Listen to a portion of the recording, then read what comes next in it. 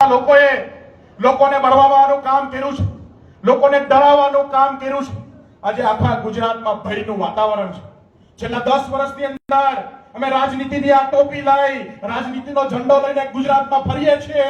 અમે અનેક લોકોને જોયા છે કે જેમને અમારી સાથે ઉભા રહીને ફોટો પડાવવાનો પણ બીક લાગે છે.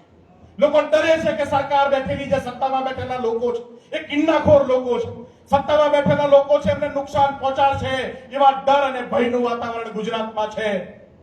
લોકોનો અવાજ દબાવવાનું કામ એમને કર્યું છે. ઉકારો ન કરવો જોઈએ, સામે કોઈ બોલવો ન જોઈએ, એવું કામ આજે ગુજરાતની અંદર ભાજપે કર્યું છે. ત્યારે આપણો ભાઈ ગોપાલ આપણો ઉકારો જ નહીં, એક સિંહની ગર્જના રૂપે વિધાનસભામાં ગરજે, એના માટે આપણે બધાએ ગોપાલભાઈને સમર્થન કરવાનું છે. આજે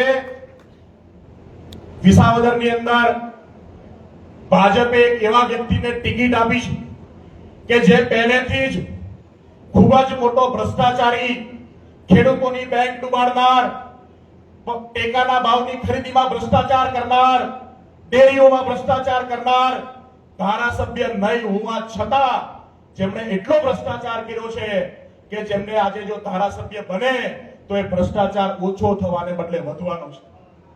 આજે એ જિલ્લાનો પ્રમુખ હોય ત્યારે પોલીસનો દુરુપયોગ કરવો, તંત્રનો દુરુપયોગ કરવો, આવા અનેક પ્રકારના દુરુપયોગથી લોકોનું શોષણ કરવાનું કામ, લોકોને પરેશાન કરવાનું કામ જ્યારે કર્યું હોય ત્યારે એ વ્યક્તિ જો ધારાસભ્ય બને તો સામાન્ય લોકોની પીડાઓ વધવાની છે, એ ત્રાસ વધવાનો છે, પોલીસની સિંઘમગીરી વધવાની છે.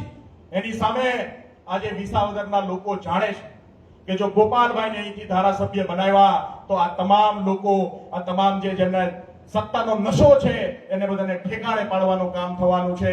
કેમ કે આપણો ભાઈ માત્ર હિંમત વાળો જ નહીં, એવો વિદ્વાન વકીલ પણ છે કે જેમણે કંઈ નહીં હોવા છતાં પણ અનેક લોકોને કાયદાકીય મદદ કરી, અનેક લોકોને લડતા શીખવાડ્યું છે, અનેક લોકોને સિસ્ટમની સામે ઝઘડો કરીને પોતાનો ન્યાય લેવા માટેની આવડત જે છે એ ગોપાલભાઈનો છે અને ગોપાલભાઈએ લોકોને શીખવાડી છે. આજે એ પરિસ્થિતિમાં આપણા બધાની ફરજ છે કે આપણે ગોપાલભાઈને મદદરૂપ થઈએ, આપણે ગોપાલભાઈને જીતાડવા માટે જે પણ કરી શકીએ એ આપણે બધાને કરવાની ફરજ છે. એક તરફ અઢળક પૈસા છે, એમણે અનેક લોકોને ખરીદવાનું કામ ચાલુ કર્યું છે, તંત્રનો દુરુપયોગ કરવાનું કામ ચાલુ કર્યું છે, પણ વિસાવદરની ગલી ગલીથી માત્ર ને માત્ર ગોપાલ ગોપાલની અવાજ આવે. જ્યારે આજે તમામ લોકો ગોપાલ ગોપાલ કરતા હોય ત્યારે ભાજપના નેતાઓ પણ ગલીઓમાં જતા જતા થરથર કાંપતા આપણે જોયા છે. સાથીઓ, લોકો એવું કહે છે કે ગોપાલભાઈ આવશે તો કામ કેવી રીતે કરશે, તો વિપક્ષમાં છે. જે એક ગોપાલથી શું પરિવર્તન આવ્યું છે આપણે જોયું છે. એક સામાન્ય તલાટી મંત્રી પણ સામાન્ય રીતે રોડ ઉપર ક્યાંય આપણને જોવા ન મળે, ગોતવા જવો પડે.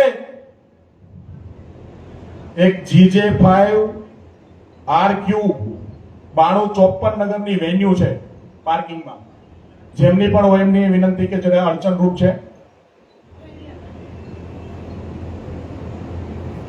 આપણે સૌ જાણીએ છીએ કે આજે વિસાવદરમાં આપણા સૌના સગા રહી છે, એમને અનેક મંત્રીઓને રોડ ઉપર આપણે રખડતા જોયા છે. એક સામાન્ય તલાટી મંત્રી પણ 10 ધક્કા ખવડાવીને ઓફિસે મળતો હોય, સામાન્ય રીતે રોડ ઉપર જોવા ન મળતો હોય, એ આજે ત્યારે કેબિનેટ કક્ષાના મંત્રીઓ વિસાવદરની ગલીઓની અંદર ધૂળ ખાય છે. આ તાકાત ભાઈ ગોપાલ ઇટાલિયાની છે. જો આ મંત્રીઓને રોડ ઉપર લાવી શકે, જો આ મંત્રીઓને ધૂળ ચાટતા કરી શકે તો એક સામાન્ય રોડ બનાવવાની તાકાત એમનામાં છે, આપણે સૌ જાણીએ છીએ. આજે માત્ર હવે 2-3-4 દિવસ જ બાકી છે. ચૂંટણી પ્રચાર ચરમસીમા ઉપર છે. ભાજપ પણ પોતાની જે સહાનુભૂતિ છે એ ગોતવાની કોશિશ કરે છે. આજથી સુધી એમણે કોઈ કામ કર્યા નથી, આજથી સુધી એમણે લોકોને સાંભળ્યા નથી, લોકોની પીડાને સમજી નથી. આજે ઘરે ઘરે સામાજિક આગેવાનોને મોકલે છે. જે પરિવારના લોકો, જે પરિવારના વિસ્તારમાં ગામમાં રહેતા હોય ત્યાં ભાજપના લોકો જાય છે. ભાજપના લોકો ઘરે ઘરે જઈને એમને સમજાવે છે કે જોજો ભાઈ, અમારી ઇજ્જતનો સવાલ છે, તમે અમારા માટે મત આપજો. વિસાવદરના લોકો કહે છે કે જે દિવસે ખેતરોની અંદર પાથરા તળાત હતા ત્યારે તમે ક્યાં હતા? જે દિવસે પાક વીમા માટે વિસાવદરનો ખેડૂત રજળતો હતો ત્યારે તમે ક્યાં હતા? જે દિવસે સૌની યોજનાનું પાણી નથી મળતું એની માંગ ખેડૂત કરતા હોય ત્યારે તમે ક્યાં હતા? જે દિવસે ઇકોઝોનની સામે લડાઈ ચાલુ હોય, ખેડૂતો ઇકોઝોનની સામે લડતા હોય ત્યારે તમે ક્યાં હતા? આજે તમે મત માંગવા કયા મોઢે આવો છો?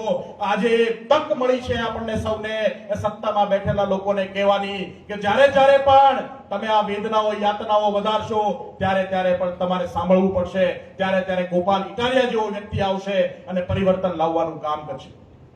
સાથીઓ, અમે આજની આમ તો સભા આપણા માટે એક પ્લાનિંગની સભા છે. ગોપાલભાઈએ વિનંતી કરી છે કે આપણે બધા, તમે જેટલા પણ આવી શકો બધા આપણે વિસાવદરની અંદર જે મતદારો છે એ પણ આવે, જે મતદારો નથી એ પ્રચાર માટે આવે અને આપણે બધા મળી અને વિસાવદરમાં આપણું વતન, આપણું ગામ છે એ ગામની અંદર આપણે પ્રચાર કરીએ, લોકોને મતદાન મથક સુધી લઈ જઈએ અને મોટામાં મોટી સંખ્યામાં આપણે મતદાન કરવાનું કામ કરીએ.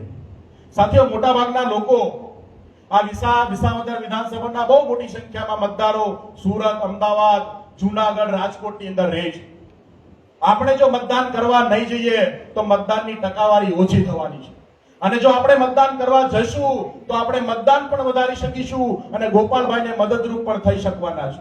તો એટલા માટે સુરતથી આપણે 2 દિવસ એટલે કે 17 તારીખે અહીંથી આપણી બસો વિસાવદરમાં જવાની છે, જે 18 તારીખે ત્યાં પ્રચાર પણ કરશે અને 19 તારીખે ત્યાં મત પણ આપશે. અને બીજી બસો જેની પાસે વધારે સમય નથી એ આપણે 18 તારીખે અહીંથી નીકળીશું, 19 તારીખે ત્યાં મતદાન કરીશું. મતદાન પૂરું થાય ત્યારે આપણે ત્યાંથી રિટર્ન આપણા સુરતની અંદર આપણા નોકરી ધંધાએ લાગીશું. તો જે લોકો 17 તારીખે ત્યાં જવા માંગતા હોય એ પણ પોતાનું નામ નોંધાવે અને જે લોકો 18 તારીખે જવા માંગતા હોય એ પણ પોતાનું નામ નોંધાવે. અને ગોપાલભાઈએ રિક્વેસ્ટ કરી છે કે આપણે બધાએ મોટી સંખ્યામાં જવાનું છે. કેટલાક હિતેચ્છુ લોકો, કેટલાક આ પીડામાંથી ગુજરાત મુક્ત થાય એવા લોકો આપણને થોડીક આર્થિક મદદ બસો માટે કરવાના છે. એમણે બસોની વ્યવસ્થા કરવાની બાંહેધરી આપી છે.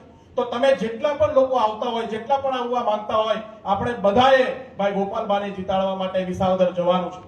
કોઈ કારણોસર આપણે નહીં જઈ શકતા હોય, આમ તો અમે જે ગામે ગયા છે ત્યાં અમને એક વાત બહુ સામાન્ય રીતે જોવા મળી છે ને એના માટે તમે બધા જ એ જે પ્રશંસા છે એને પાત્ર છો. જ્યાં જઈએ છીએ ત્યારે અમને ગામની અંદર આપણા વડીલો કહે છે કે ભાઈ અમારે સુરતથી ફોન આવી ગયો, ગોપાલભાઈને જીતાડવાના છે. એના માટે આપણા બધા માટે તાળીઓ.